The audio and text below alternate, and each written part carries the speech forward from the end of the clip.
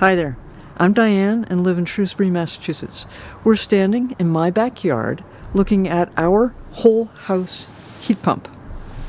There are two main types of heat pumps, air source and ground source. At this time, air source is more affordable, so we are going to talk about them, air source.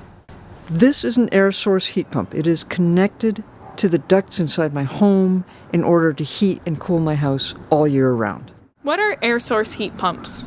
They are the next environmentally friendly step in how we heat and cool our buildings. They are well proven and very popular in colder places like Norway and Maine, which means they are well suited to the extremes of both heat and cold found in Massachusetts. They're also an advance in heating and cooling because they do it with just one appliance. Most people keep their temperature around 70 degrees.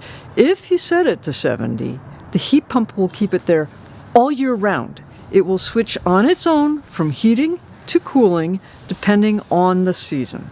No need to switch over to AC or install window units. It's HVAC simplified. Heat pumps use electricity to pull heat out of the air and move it from one place to another. This is similar to how a refrigerator works. It pulls the heat out of the air inside of the refrigerator and moves it out, making the box inside cold. Heat pumps are based on the same idea. In the summer, they pull the heat out of your house and transport it outside. In the winter, they reverse it.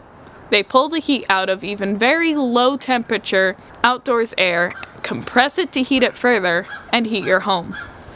They are extremely efficient, up to 3 to 5 times more efficient than a gas furnace. That's part of why they are so cost-effective too. And for the first time, there are rebates and other financial incentives at a federal, state, and local level. So if your heating system is coming to the end of its life, this is something you should look into. Besides the heat pump we see here, what else had to be installed? The air handler, some new ductwork that had to be sized properly and made tighter, and a digital thermostat that goes with the system. We also upsized our breaker panel at the same time because of additional work that we did on an EV charger.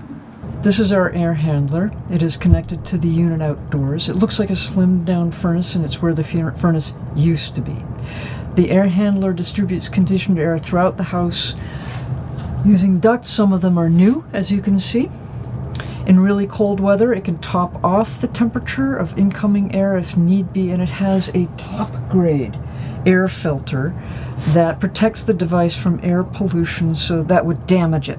In the process, you get really clean air. When we heat our homes by burning anything at all, we create indoor air pollution. All of that goes away with the heat pump. This is better for our health, and there's no danger of carbon monoxide poisoning. This house is 75 years old, a 3-bedroom ranch, which is pretty common in Shrewsbury. It has always had ducts or forced hot air, so it was simple for us to transition to a whole house heat pump. Otherwise, in a different home, we might have considered a different type of heat pump, mini splits, which have their own advantages. Mini splits are ductless heat pumps. Because they are ductless, they can be used in any kind of building, and they have two main components: an outdoor compressor condenser and an indoor air handling unit. 9 years ago, a mini split was installed in this one-room addition to this house. This room was originally meant to be a 3-season porch, and it's energetically separate from the rest of the house. There are no ducts in here. It was not meant to be heated. But with the mini split, this space can be used all year round, managing the temperature as an independent zone. But in the main part of the house, we installed a whole house heat pump for 4 big reasons. 1, heat pumps are superior technology to the boilers, furnaces, and air conditioners we grew up with. They are highly efficient, and they both heat and cool. 2, whole house heat pumps are designed for central heating and cooling, and that requires the air ducts this house already had. 3, climate change. We no longer burn fossil fuels in this house. And 4, right now there are great federal, state, and local incentives which can be stacked. What else makes heat pumps superior? Heat pumps are simpler, meaning there is less to go wrong. They keep costs down. Oil and gas are not just dirty, but they are subject to price shocks. The cost of electricity is more stable, and where we live in Shrewsbury, electric rates are as low as they get in Massachusetts. Heat pumps are more comfortable. They are quiet and keep the temperature precise at all times. They're better for your health and reduce climate pollution too, since they provide extremely clean air. Buildings are responsible for 1/3 of all the carbon pollution overheating our planet. So what's the first step? The first step is always to weatherize your house.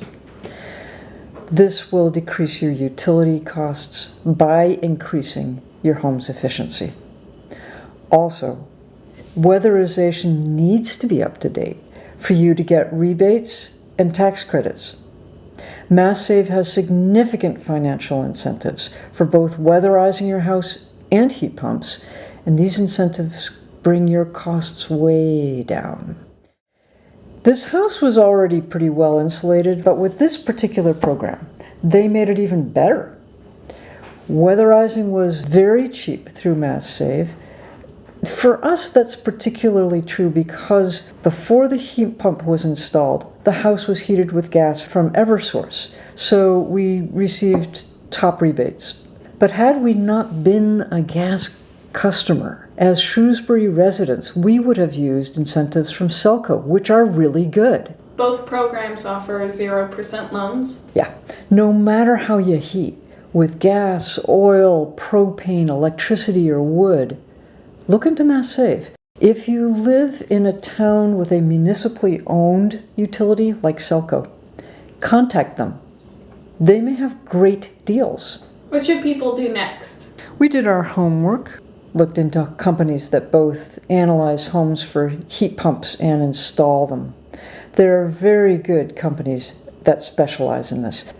The house analysis is really important.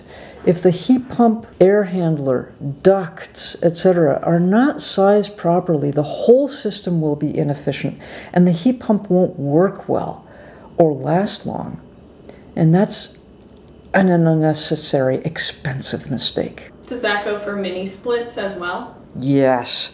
No matter what kind of heat pump, it needs to be sized properly. So once we chose our company and knew the specifics for our house, we set a date.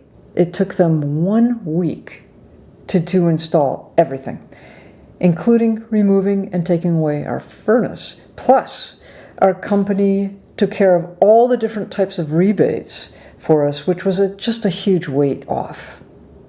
In March of 2020, Governor Baker signed into law the 2050 Climate Roadmap. As part of that, large investor-owned utilities such as Eversource and National Grid are mandated to put aside a portion of their earnings into MassSave to help Massachusetts residents transition off fossil fuels to newer, cleaner, more efficient electric technology like heat pumps. That's why MassSave will help financially with the transition. If your heat system is approaching the end of its life, now is therefore a great time to look into heat pumps. So, how do you do your own research? You can learn about federal financial incentives through Electrify America. There are statewide incentives through MassSave as well as other state reimbursements. If you live in Shrewsbury, look for incentives through Selco.